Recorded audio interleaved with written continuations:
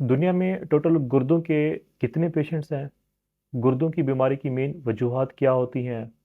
हमें गुर्दों की बीमारियों से किस तरह बचना चाहिए? और गुर्दों से मुतल्लिक हमें कौन से टेस्ट करवाने चाहिए और कब करवाने चाहिए? ये वो अहम बातें हैं जो आज मैं आपसे डिस्कस करूंगा। Serving humanity.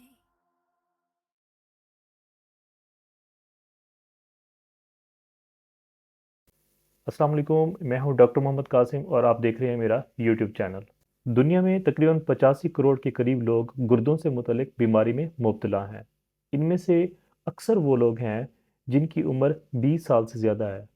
ये लोग सीकेडी, जिसे हम क्रॉनिक किडनी डिजीज़ या पुरानी गुर्दों की बीमारी भी कहते हैं, उनमें मुब्तला हैं।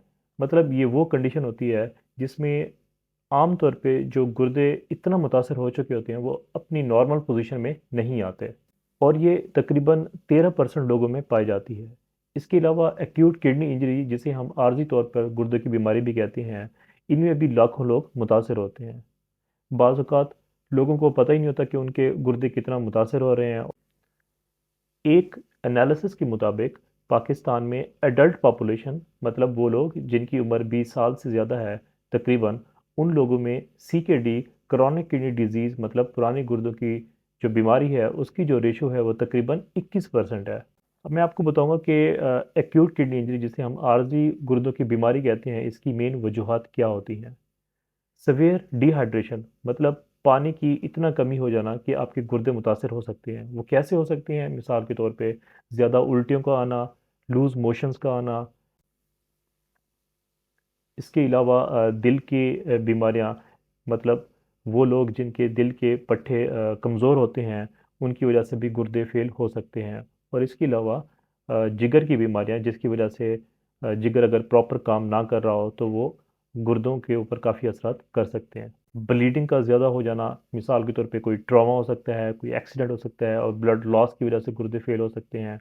और इसके अलावा प्रेगनेंसी के बाद या कोई मेजर सर्जरी के बाद ब्लीडिंग के लॉस होने की वजह से आपके गुर्दे फेल हो सकते हैं। और अनफॉर्चुनेटली कुछ लोग जो देहाती इलाकों से बिलोंग करते हैं, वो सुइसिडल अटेम्प्ट की वजह से काला पत्थर पी लेते हैं, जिसकी वजह से गुर्दे फेल हो जाते हैं। इसके अलावा गुर्दों में अगर पथरी है, अगर उसको ट्रीट ना किया जाए तो इसकी वजह से भी एक्यूट किडनी इंजरी या गुर्दे आर्जी तौर पे फेल हो सकते हैं। मर्दों में जो प्रोस्टेट एक ग्लैंड होता है, उसके बढ़ने की वजह से भी गुर्दे फेल हो सकते हैं। इसके अलावा कुछ लोग दर्द की गोलियां खा रहे होते हैं, जिनमें मिसाल के तौर पे जोड़ों में दर्द की गोलियां अक्सर लोग खा रहे होते हैं। तो ये अगर अननोटिस्ड ये चीज़ रहे तो इसकी वजह से भी गुर्दे फेल हो सकते हैं। कुछ एंटीबायोटिक से भी गुर्दों पे असरात आ सकते हैं। Now moving towards chronic kidney disease, मतलब गुर्दों की पुरानी बीमारी, इसकी मेन वजूहात क्या होती हैं? याद रखिएगा, पूरी दुनिया में दो बीमारियां हमेशा टॉप पे हैं। वो है शुगर और ब्लड प्रेशर की बीमारी। Leading causes of death in the world वो भी यही बीमारियां हैं, शुगर और ब्लड प्रेशर। और इवन के सीकेडी, क्रॉनिक किडनी डिजीज, जो गुर्दों की पुरानी बीमारी है, उनमें भी दो मोस्ट कॉमन जो वजूहात हैं वो शुगर और ब्लड प्रेशर की बीमारी है। इसके अलावा गुर्दों की सोजिश की बीमारियां होती हैं, जिसमें ग्लोमेरुलोनेफ्राइटिस इसकी टाइप्स आ जाती हैं। मतलब पेशाब में प्रोटीन्स का आना, झाग का बनना, इवन के पेशाब में ब्लड का आना। गुर्दों में पथरियों का होना, अगर वो उनको ट्रीट ना किया जाए, इसकी वजह से भी सीकेडी डेवलप हो जाती है। कुछ ऑटो इम्यून डिजीज होती हैं, मतलब जिसमें इंसान का अपना ही डिफेंस सिस्टम अपने ही अगेंस्ट हो जाता है। मिसाल के तौर पे एसएलई, जो कि यंग फीमेल में होती है, इसकी वजह से भी आपकी जो बीमारी है वो पुरानी हो जाती है, जिसको हम सीकेडी कहते हैं, क्रॉनिक किडनी डिजीज। कुछ कैंसर्स के अमराज भी सीकेडी काज करते हैं।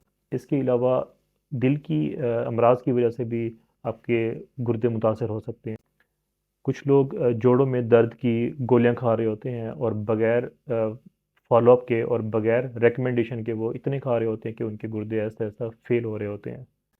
लिहाजा वो लोग जिनको ब्लड प्रेशर है, शुगर है, स्पेशली इनके लिए स्पेशल इंस्ट्रक्शन है कि ये लोग अपनी शुगर के लेवल को मेंटेन रखें और ब्लड प्रेशर स्टेटस को मेंटेन रखें। अगर ये अपने शुगर और ब्लड प्रेशर को कंट्रोल नहीं करेंगे तो आहिस्ता आहिस्ता इनके गुर्दे फेल होते रहेंगे। तो इन लोगों के लिए स्पेशल रिकमेंडेशन है कि इनको अपने गुर्दों के टेस्ट करवाने चाहिए, ताकि उनको पता लगे कि उनके गुर्दे कितनी हद तक नॉर्मल हैं। लिहाजा वो लोग जिनको इनमें से कोई भी बीमारी है, मिसाल के तौर पे शुगर है, ब्लड प्रेशर है, ऑटो इम्यून डिजीज़ है, मिसाल के तौर पे एसएलई, इसके अलावा किसी को स्टोन्स की हिस्ट्री है किडनीज में, और या कोई दिल की बीमारियों के लोग हैं, या इसके अलावा वो लोग जो जोड़ों की दर्द की गोलियां खा रहे होते हैं, या किसी को गुर्दों की सोजिश की बीमारी है।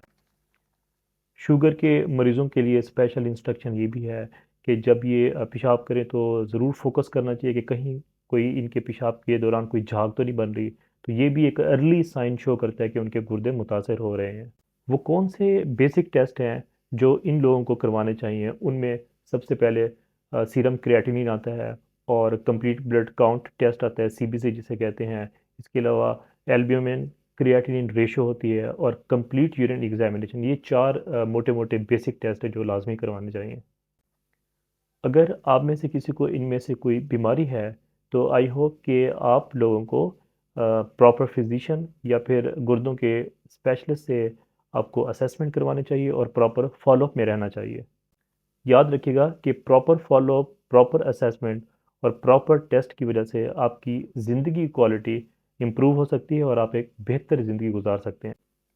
एज ए डॉक्टर, ये मेरा फ़र्ज़ है कि मैं आपको हेल्थ से रिलेटेड एजुकेट करूं, ताकि हमारे माशरे में क्वालिटी ऑफ लाइफ हो और कम से कम बीमारियां हों। Thank you very much.